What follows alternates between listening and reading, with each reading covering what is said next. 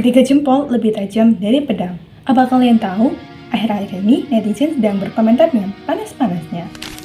Mulai dari komentar terhadap selebriti, public figure, dan juga kepada pemerintah. Cara berkomentar anak zaman sekarang juga sangat beragam.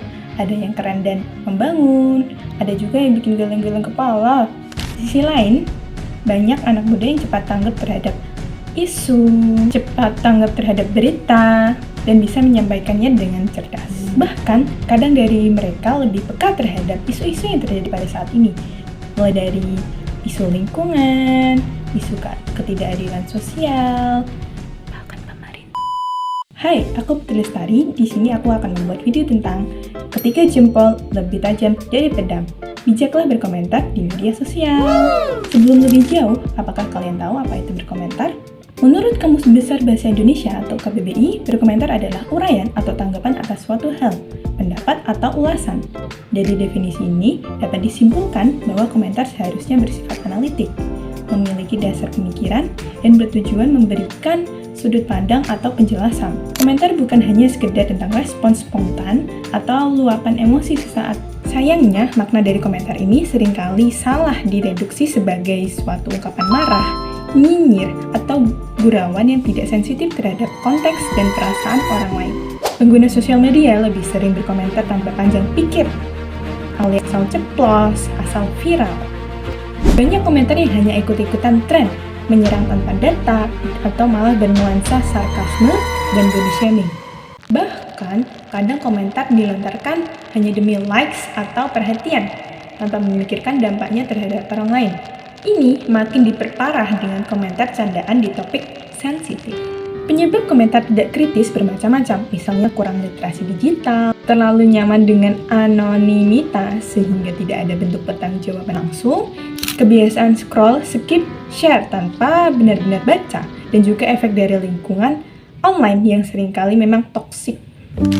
Selain itu, algoritma media sosial sering menciptakan ruang gema atau echo chamber, di mana memungkinkan pengguna media sosial untuk mengkonsumsi konten dan terlibat dalam diskursus yang dominan mendukung pandangan mereka sendiri dan berasal dari perspektif mereka pribadi. Ini menurut Boutline dan Wheeler pada tahun 2017. Ini mendorong keberanian untuk menyerang pihak yang berbeda. Ditambah lagi dorongan emosional dan impulsivitas sering mengalahkan akal sehat saat berselancar di dunia maya. Komentar negatif tidak hanya sekedar kata-kata, ini bisa meninggalkan luka non-fisik yang mendalam. Kasus perundungan cyber atau cyberbullying, penghinaan hingga doxing telah menjadi bukti betapa seriusnya dampak dari komentar yang tidak bertanggung jawab. Hal-hal tersebut menyebabkan korban mengalami kecemasan, tekanan, hingga gangguan psikologis, bahkan beberapa kasus ekstrem berujung pada tindakan bunuh diri.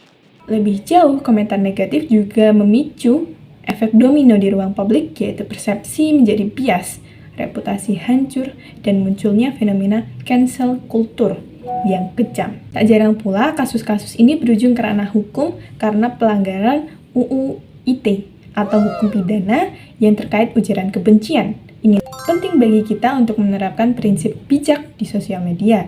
Menurutku, komentar adalah cerminan pikiran, dan dunia digital itu tidak sepenuhnya ruang maya. Real impact-nya nyata. Sebelum mengetik sesuatu, cobalah tanya pada diri sendiri, apakah komentar seperti ini benar, perlu, dan baik? Bila tidak memenuhi 3 kriteria itu, sebaiknya urungkan niat. Hindari menyebarkan kebencian, hoaks, atau provokasi. Ingat, di balik setiap akun ada manusia dengan hati dan kehidupan nyata. Menumbuhkan empati digital dan meningkatkan literasi digital adalah kunci untuk menciptakan ruang maya yang lebih sehat. Kita juga harus belajar berdiskusi dengan sehat, menghargai perbedaan tanpa menyerang pribadi, serta membuka ruang dialog.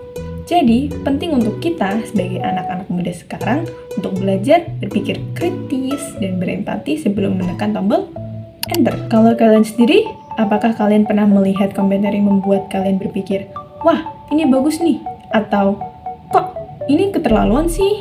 Komen di bawah ya.